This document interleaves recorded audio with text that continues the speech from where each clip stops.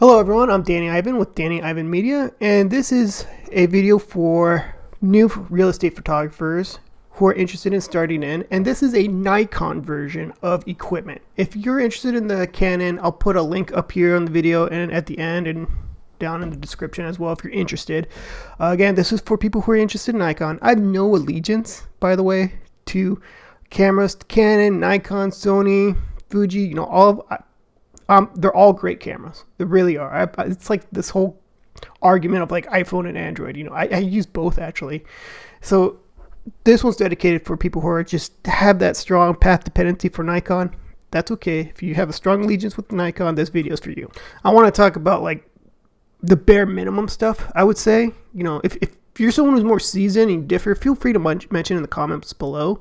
I'm happy with that. I just want to help out those who are just think about getting in and not to spend so much crazy money. And I greatly discourage you from buying like the latest greatest stuff. I want you to buy something that will get the job done for the lowest amount of money. Just this way to see if this is good for you and to prove to yourself, are you capable of doing the job, finding clients, or working for someone to show that you can do this job. So these are the few items that you need to get started. So as I go through these products, I'm pulling them up on Amazon. It's just easier for me to pull them up and leave a link in the description so you can go through them and add them to your cart. And also with Amazon, they have a really good return policy, especially if you buy used. I bought used when I first started out. I encourage it actually. But I mean, feel free to shop around anywhere else. Just make sure they have a good return policy. Not all of them do. I just go with Amazon. It's just easier that way. I'm familiar with them. So the first product here is the Nikon Z30. This is a really good camera to start out with, whether if you're just trying to figure it out or if you don't want to spend a lot of money because you're new into this, like this is a good one. It's not full frame, you know, it's the DX format as they also call it, or APS-C. But with a proper lens, you'll get what you're trying to get. This one's a really good budget-friendly one to start out with. And oh, look at that! I didn't even notice this. I didn't have this in my script. They come with 16 millimeter, because when I talk about lens, you know, you want minimum 16, so that's like an extra $100. That's not bad. That's pretty good. What's this creator kit?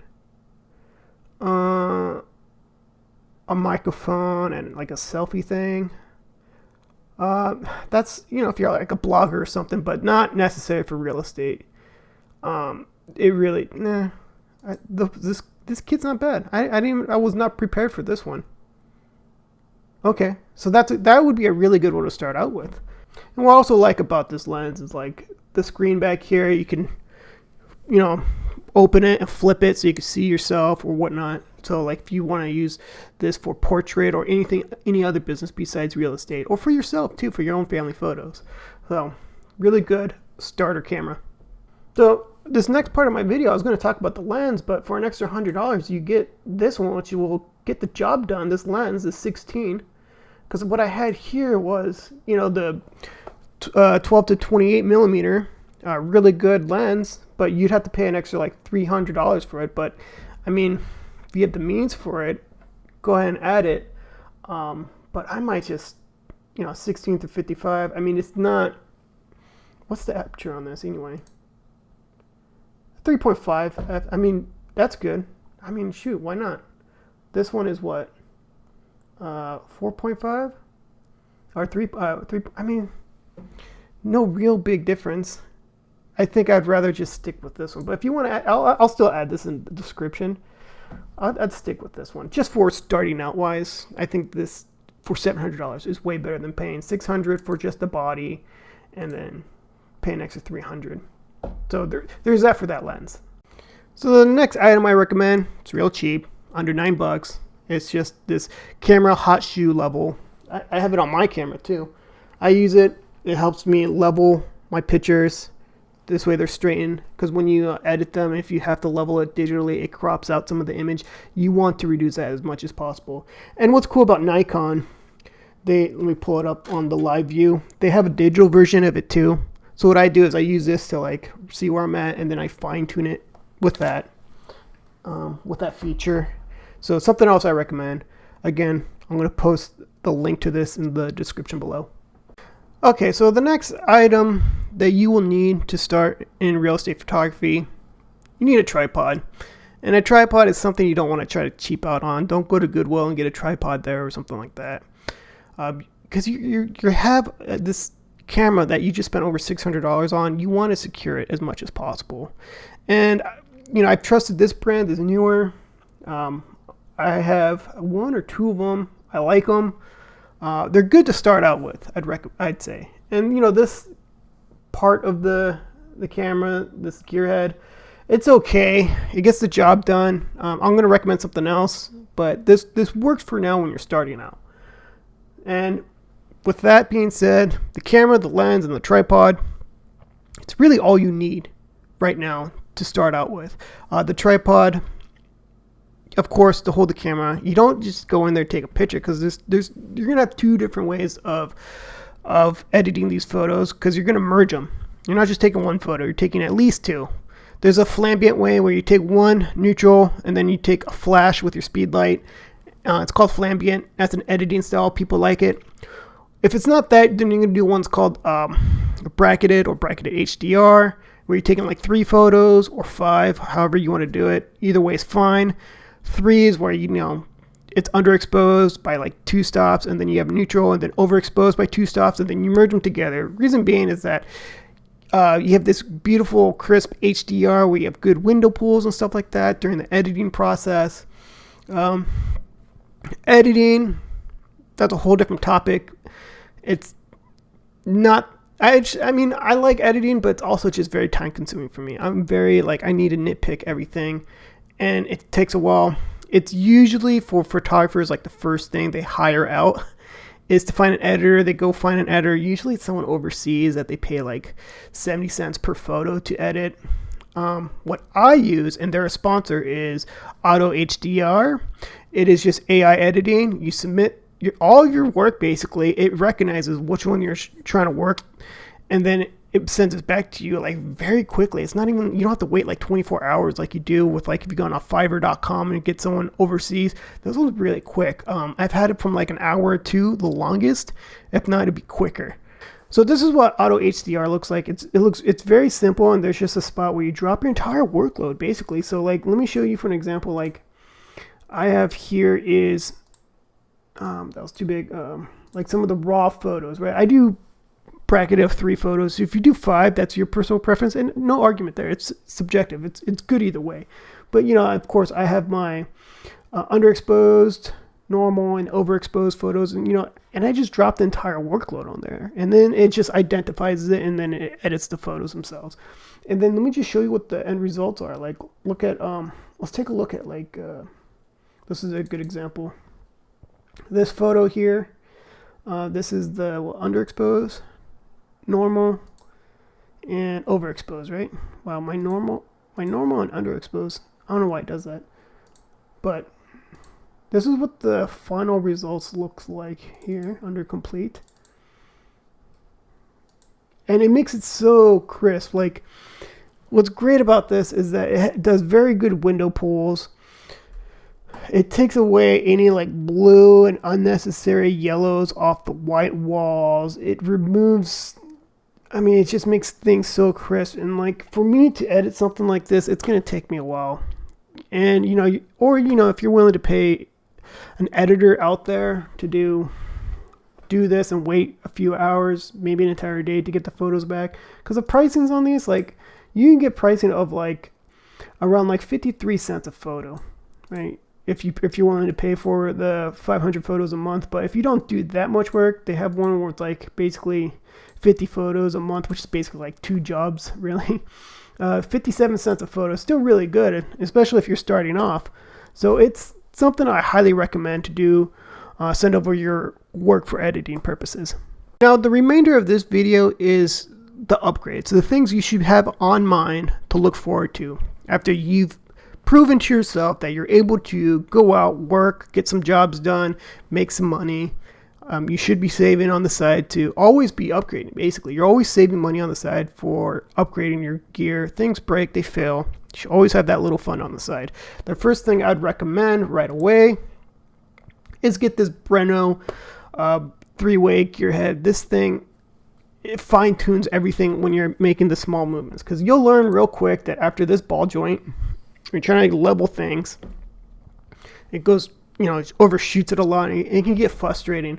And this just makes things just so much better. Like, get this as soon as you can. It's your first upgrade. I highly recommend it. It's such a lifesaver. It speeds the process when you're doing real estate photography. Trust me, this is a first upgrade I highly recommend. Another upgrade I recommend, it could be the tripod. This is where you're willing to spend a lot more money into a tripod. The tripod I showed you earlier will get the job done, but you'll notice that it can, you could easily knock it over. Like, not easy, but like there is that potential where it can. Something like this one here, it's much more heavier, more sturdy, more stable.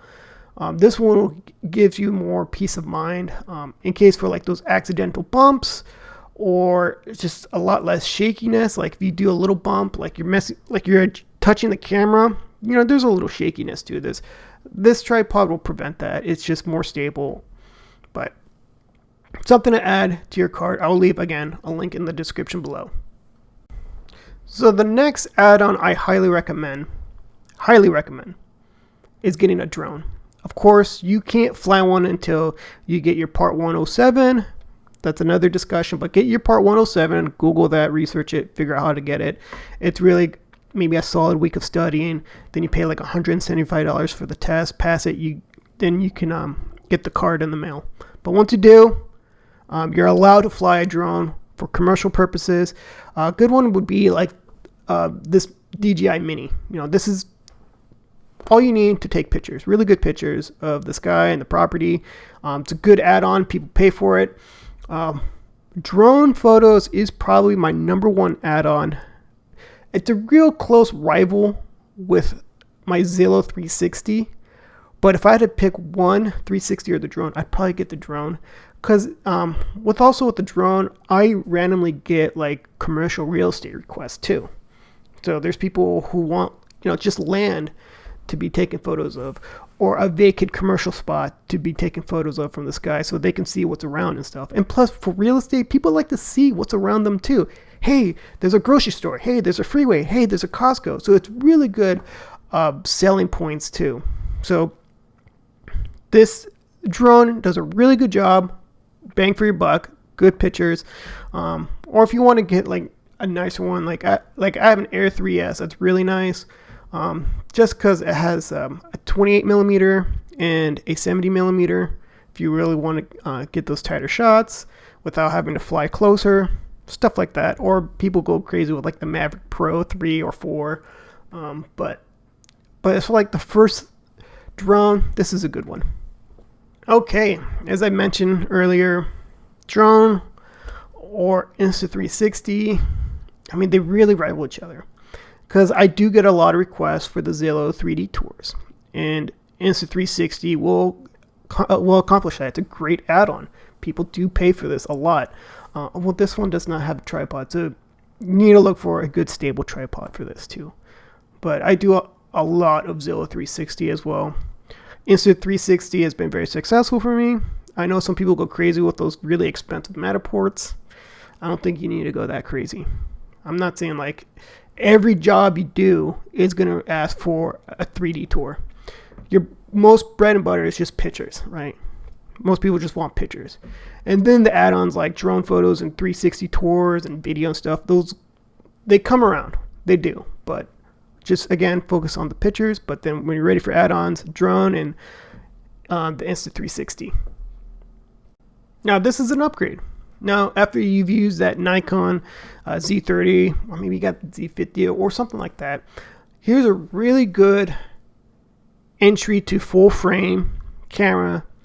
It's really awesome. Does really good video. Does everything great. It's not to say like the camera I recommended first was great, but this one was like a breath of fresh air of like awesomeness. This Nikon Z5 II full frame, really good. It's gonna last you like 10 years. It's a really good upgrade to have. Takes really good pictures. I love this thing. Same deal. You can turn the screen out, flip it. I really like that.